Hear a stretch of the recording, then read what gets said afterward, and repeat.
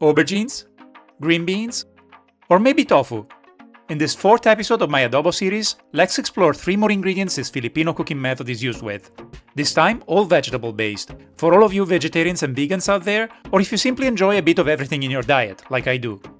So let's start with adobong talong. Aubergines, or eggplants if you prefer, are one of the most common vegetables used for adobo. They're typically fried before they're cooked with the other ingredients, so after dicing 3 of them, I transfer them to a bowl and I sprinkle them generously with salt. They're like sponges. Treating them with salt draws water out of them, makes their tiny air pockets collapse, and therefore reduces the amount of oil they will inevitably absorb when you fry them. So I will set them aside for about half an hour, and in the meantime I will chop an onion.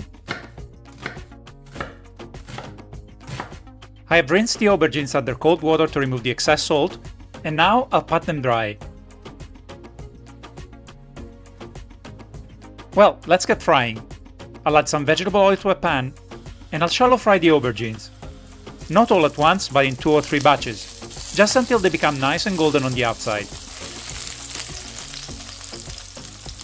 As you can see, they still absorb a fair amount of oil in the process, so it's necessary to add a bit more as you fry the next batch.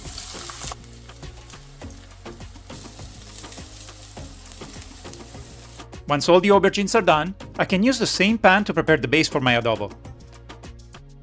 Again, some vegetable oil, if there's not enough left, the diced onion, which I'm going to saute for a couple of minutes until soft, then a teaspoon of ginger paste and 4 crushed garlic cloves. I will also add 2 tablespoons of rice vinegar, 4 tablespoons of soy sauce,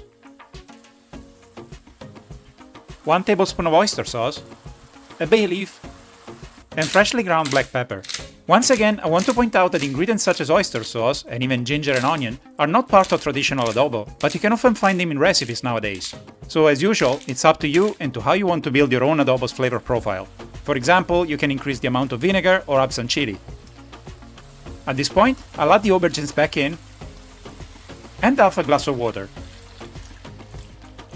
Because the aubergines are already cooked, I don't really need to stew them like I would with fish or meat. I only want to coat them in the sauce.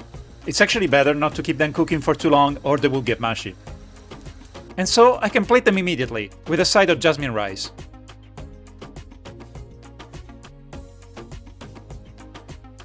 It's such a nice dish. The sweetness of the aubergines and onions is perfectly balanced out by the savory and sour hallmarks of the adobo sauce. But here's an alternative if you want to avoid frying the aubergines. It's actually not only healthier, but faster too. After dicing them, there's no need to treat them with salt.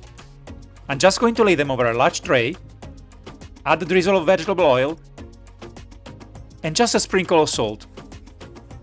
And I'm going to make sure they're all coated well before I transfer them to the oven for 20 minutes at 200 degrees Celsius. You could try the air fryer, but they might not roast evenly if you can't spread them like this. Here we go. They're basically cooked through, and from here on, the method is exactly the same as before. I saute an onion, then I add ginger paste and garlic, vinegar, soy sauce and oyster sauce, and a bay leaf. Just a couple of minutes, then I throw in the aubergines, half a glass of water, and black pepper. And here it is. Maybe not as good as the fried version, but still excellent. Well, I love aubergines, but what about other veggies? Here's another very popular adobo, adobong sitaw.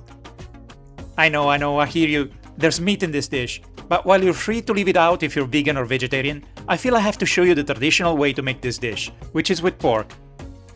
Here's 400 grams of green beans. I should actually be using long beans, which have slightly different texture and flavor, but green beans are much easier to find here in the UK. After trimming the ends, I'll cut them into bite-sized segments. I will also dice 250 grams of pork belly. Again bite-size, as you don't normally use a knife to eat adobo. I'll add a couple of tablespoons of vegetable oil to my wok, and I'll sear the pork until it's slightly brown.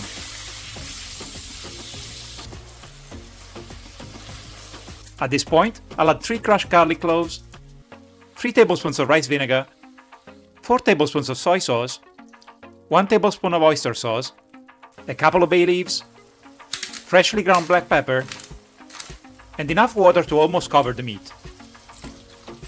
I'll bring it to a boil, Then I'll cover it with a lid and I'll let it gently simmer for 40 minutes. After which, I can finish the dish by adding the green beans.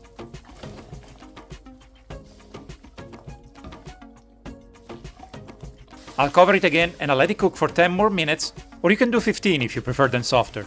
Same goes for the sauce. You can reduce it by cooking it for a few more minutes without the lid.